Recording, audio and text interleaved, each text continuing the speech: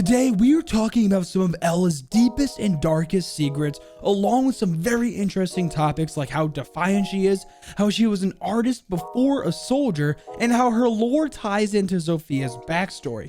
Get ready for another great Operator Lore video. If you are unfamiliar with the channel, I'm Sirjeppy, and I have a desire to share the amazing lore and backstory of all of our favorite operators in Rainbow Six Siege that Ubisoft spent so much time making. I already have a ton of videos over other operators, so if this interests you, then make sure to subscribe with notifications and check out the Operator Lore playlist I have on my channel.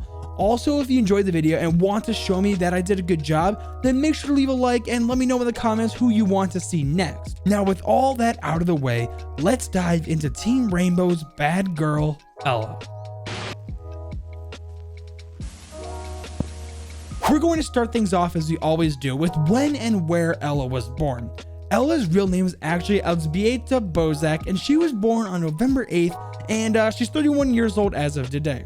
Wow, at the time of this recording, Ela's birthday is coming up in a few days. So everyone, make sure to wish Ela a happy birthday. Remember that her birthday is November 8th. Make sure to write in the comments, happy birthday, Ela. Ela was born in Wroclaw, Poland with her parents and older sister, Zofia. As I previously stated in the Zofia lore video I made a few days ago, which by the way, if you haven't seen it, you should definitely go and check that out. A lot of Ela and Zofia's lores intertwine.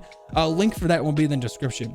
I stated that Ela's father literally went out of his way to show her that he loved Zofia way more than he ever loved Ela. It was very obvious to where he would specifically only teach things to Zofia, and this caused a huge rift between the sisters. This is something that Ela will never get over even to this day. Zofia, on the other hand, desperately wants to reunite with Ela and find peace, but Ela just needs time, I guess. Anyways, we don't know much about Ela's mom, but what we do know is that her father was a former commander to the Grom. This is an elite specialist division in Poland military that Zofia and Ela would both be members of later in life. Since Ela's father clearly didn't love her, she turns to her grandfather for guidance and love. Her grandpa was very important part of her life, and she idolized him and respected him. He often told her stories on how he was a soldier in the Polish army in World War II and all the countless battles he took place in. He sparkled her defiant spirit and taught her the motto, higher damage is done by striking a supply chain than by neutralizing a man.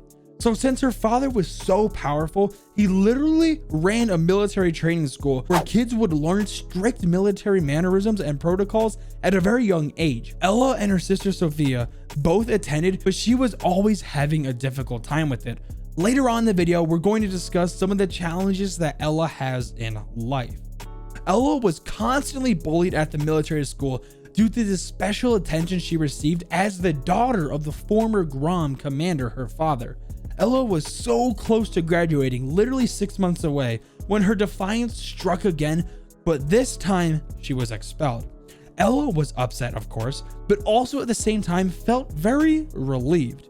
She had a short-lived time at another academy, but Ela would simply just not show up to school. Something I'm sure a lot of you guys do as well. But since she never showed up to school and her attendance was awful, she was transferred to a small local high school where she eventually graduated. At this time in Ela's life, the military was definitely not what she wanted to do. With all of the awful experiences she had at the military training school, she felt so strongly about this that she left Poland after she graduated high school and set off to Berlin to experience life without the constant shadow of her father.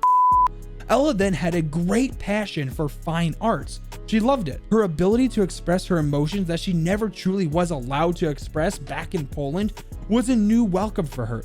Unfortunately though, her life as an artist didn't really last long. She began losing interest in it and her old life crept back up on her. I'm sure you guys all experienced this, where you think you have a new hobby or a new passion and then you realize a couple months or a little bit later that it's not necessarily what you want to do. So I can relate to Ela on this level.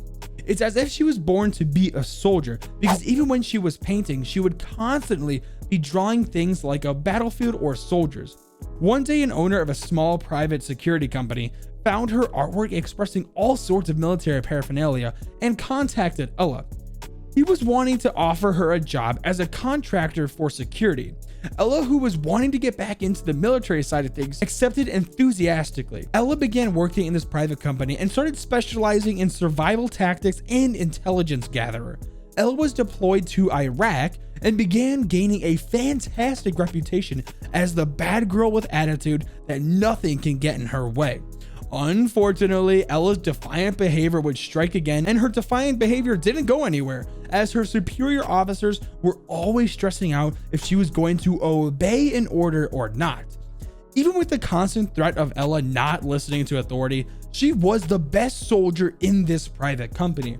After 4 years of leaving Poland and just coming off of a very rough operation in Baghdad, Ela caught news that her father has committed suicide. If you guys want to learn more about how and why her father committed suicide, you need to watch my last video on Zofia's lore.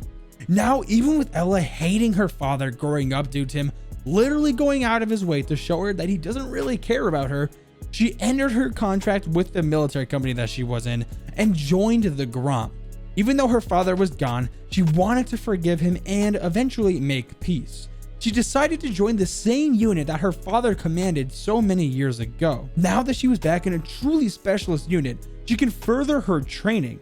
Ela became a master of the art of countering threat networks and helped design advanced methods to extract intel on targets' intentions and supply chain routes.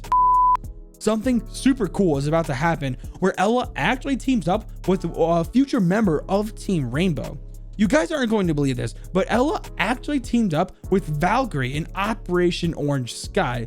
This was so cool to me because I remember when I made a Valkyrie lore video months and months ago, it referred to this in her bio, but I never got to see Ela's point of view on it. I always love when the operators' lore interconnects with each other's backstory. So the reason why Valk and Ela teamed up is because they were both masters of intel. Ela spent months infiltrating a warlord's inner circle of scum and villainy, while Valk watched from afar to gather even more intel. Ela, being the defiant bad girl she's always been, didn't have a hard time getting them to trust her before she completely dismantled the entire network without harming a single civilian.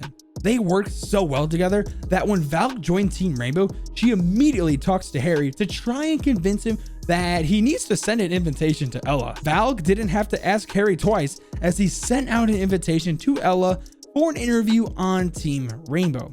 Ela arrived for the interview with Harry, the director of Team Rainbow, and they had a great conversation. We're about to find out how Ela really is a super compassionate person with a soft side. This is probably one of my favorite psychological profile evaluations that Harry ever wrote, so I'm going to read it word for word for you guys. Get ready. We civilians can understand Specialist Elzbieta Ela Bozak's independent nature more than some starch-collared military commander might. Of course, following orders is expected of those within the rank and file, and for someone so quick to buck against authority, she also expresses a deep respect for the military and her role within it. It's her autonomy that rubs traditionalists the wrong way, and perhaps her anger. Even at our meeting, I detected her resolve. She is frightening against something, but it may not be authority, at least not entirely. I won't dismiss the concerns of commanding officers who mention that Bozak can be impulsive, but I would urge them to instead to appreciate her creative resilience. Anyone who has worked with the artist can attest to this quality. It manifests in the field in the protection of her team and her high number of successful operations. Her impulsiveness, her adaptability is the very quality that causes her to excel. Both Ela and her sister Zofia carry the deep impression of her father's influence. Ela is more inclined to accept that her father, though exceptional, wasn't perfect. In reviewing Commander Bozak's file, I saw a proud, insightful man. That's the key. Ela is finely tuned to the patterns and behaviors around her, and when she seems defiant, it's because she's frustrated with those who lack this vision. Joining Rainbow and working with other elite operators has somewhat tempered this frustration, as she no longer feels constrained by the attitudes of those around her. Ela's defiance extends into her personal life. She isn't interested in self-improvement, she told me. She was surprised when I said I know about her volunteer work. Ela, she roams the streets late at night with food and blankets to hand out, or even just a cigarette. Then she listens. Her conversations with strangers offer some fresh perspectives. She stockpiles them to add to her insight and therefore her skill, but also as fuel for her work. The status quo isn't what she always wants it to be, but that's what won't stop her from trying to kick it into shape. To be honest, the device evaluation wasn't anything special in Ela's lore. Thermite and Frost did the evaluation and they kind of just talked about it, but they're not really in depth. I can't wait for when Tom Clancy's Quarantine comes out because I remember seeing Ela in the trailer and I literally can't wait to see what more they add to this amazing operator's lore. Well, guys, we're all caught up on Ela's backstory. It took me a long time doing research and making the script. I basically have to write a book report for each operator lore video because I want to get as much information in as possible in a decent length video. But let me know what you guys think. Do you find Ela's lore interesting, and who do you guys want to see next? You can let me know by leaving a comment down below. Now, if you think I did a good job on the video, then make sure to leave a like and subscribe with notifications if you're new. Now, with all that being said, Jeppy!